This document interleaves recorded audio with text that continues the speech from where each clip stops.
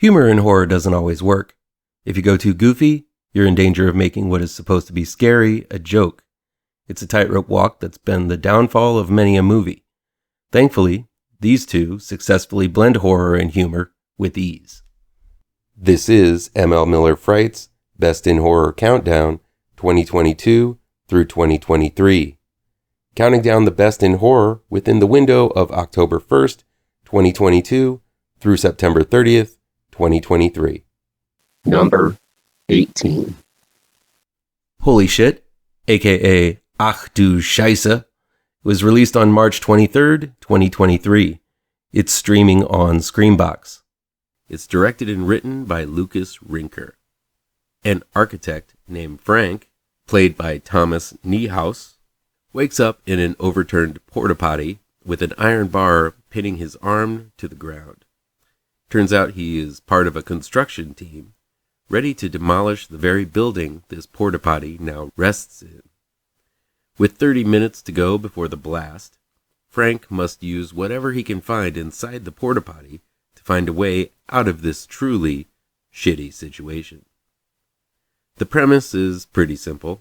It's Buried, or Phone Booth, or any movie with a person stuck in one location with poop. But I kid you not, from the simplest concepts come the most genius of films. This movie got crazier and crazier the longer it went on. Just when you think Frank can't find himself in a more effed up situation, this movie loses its mind, again, drops trow, and does the no-pants dance down the middle of church on Easter Sunday. It's freaking nuts, from the very beginning, which opens with a very curvy female construction worker stripping to some very catchy German pop music, to its balls-out ending that refuses to end, no matter how much the situation seems to be wrapped up. Holy Shit is one wild, wild ride.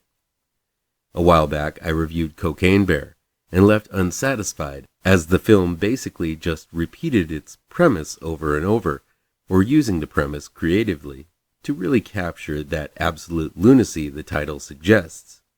It just repeats, it's a bear on cocaine. Over and over again, relying on that same joke all the way through. Well, Holy Shit was filmed on a fraction of the budget, and never leaves the confines of an overturned porta-potty, yet it goes to the lunatic fringe and does a smiling belly flopper into oblivion. Somehow, someway, every minute of this hour-and-a-half film had me riveted to Frank's dire, shitty situation. I can't get over how impressed I am at the sheer bravery this film showed by going there and putting Frank through the shittiest experience he or anyone else could ever imagine. While Frank's wound, a 6-foot length of rebar driven through the middle of his forearm, is gnarly as all get out, as it bleeds profusely through the entire film, that's just the tip of the mound of disgusting matter Holy Shit gets into. It's not for the squeamish. The porta-potty Frank is trapped in has not been cleaned out in, well, let's just say quite a while. There is poop in this movie. Lots of it. And even I, with my jaded and iron constitution, found myself a bit queasy at the amount of feces, blood, and all kinds of other horrifying substances this movie drags Frank and you, the viewer, through.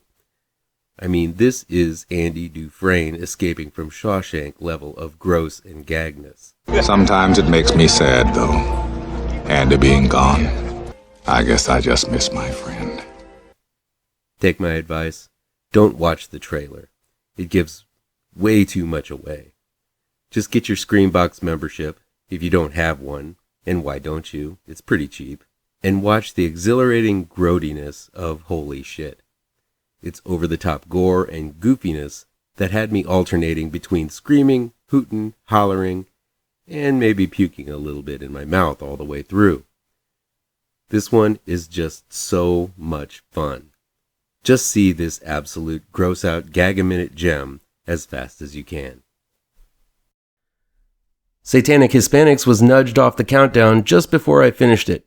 It's a great anthology highlighting some very strong talent and often laugh-out-loud funny. Satanic Hispanics was released on September 15th, 2023. It's available on demand from Dread and Epic Pictures.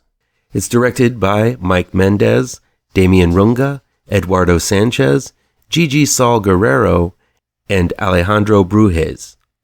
It's written by Alejandro Mendez, Demián Rugna, Adam Cesar, Shadan Saul, Rainer Shima, Pete Barnstrom, and Lino K. Villa. A mysterious man, only known as the Traveler, played by Napoleon Dynamite's Efren Ramirez, is the only survivor of a massacre raided by the police. Once in custody, the Traveler recounts a handful of stories to a pair of investigators, played by Greg Grunberg and Sonia Eddy. This is the wraparound for Satanic Hispanics by Big Ass Spider's Mike Mendez. Doing the wraparound in an anthology is no easy task, as one has to bend and mold this connective tissue to make the entire anthology work. But as the Traveler reveals his history and the stories of others, it's evident that Mendez is having a blast making it all work together. The rest of the stories are varied and strange, so let's get into them. Tambien lo vi, or Saw It Too, or maybe Did You See It, which is what the lead of the segment says numerous times throughout the short, is a wonderfully warped bit from the director responsible for his own anthology of shorts, Terrified. As with that film, this segment deals with portals to other dimensions. A reclusive man plans to go to a Rubik's Cube solving competition, but gets distracted by utilizing his cube solving technique with lights in order to break the barrier between the living and the dead. The short is one of the longer segments and really gets into some good character moments for multiple characters. Also, as with Terrified, director Demián Rugna delivers some very solid scares and thrills along the way. This is one of the stronger segments and begins the anthology with a bang. Next up is a comedic tale called El Vampiro about a vampire who decides to go out on the town but fails to take daylight savings time into consideration. Hemke Madera is fantastic as the lead vampire as he hastily bumbles his way back to his coffin, encountering all sorts of obstacles in his way. Back at home, his vampire wife, played by The Mummy's Patricia Velasquez, is equally good as she chides the lost vampire over the phone. The story ends comically, but with some surprising depth. I really love this charming installment by Blair Witch Project's Eduardo Sánchez. Gigi Saul Guerrero, who made her debut last year with Blumhouse's Bingo Hell, offers up Nahueles, a tale about a wanted man attempting to escape what looks to be a bruja, or a Mexican witch. Once in the witch's clutches, some gory things start going on. I like the pace of this segment and the tension leading up to the wanted man's capture, but overall, Nahueles is the outlier of Satanic Hispanics, as it seems to take itself way too seriously than the rest of the offerings. The serious tone is done capably, it just doesn't fit in with the other stories as well as it's relatively humorless, though it does deliver some potent gore. The final installment is Comic Gold by Alejandro Brugués, the filmmaker who brought you Juan of the Dead. A group of people are cursed by a demon, and the only weapon that can stand up to it is the Hammer of Zanzibar, which happens to be the title of this hilarious segment. Every minute of this segment made me chuckle and titter, and I don't want to reveal a lot about it here, but once the Hammer of Zanzibar is revealed and the song I'm Gonna Kill You starts, I was reeling back in my chair with laughter. This is one gory, gross out, and just plain wrong segment that really does a great job capping off the entire anthology. But wait, Mike Mendez ends the film with the ending of the Traveler storyline as the Saint of Killers finds his way to the police station and goes on a bloody rampage. It's over-the-top violence that really ends the film with a potent punch. Overall, Satanic Hispanics is an extremely powerful anthology. It highlights some very talented folks from across the border and makes me hope a sequel will be on the way featuring more Hispanic talent. As is, Satanic Hispanics delivers everything you'd want in a popcorn horror movie.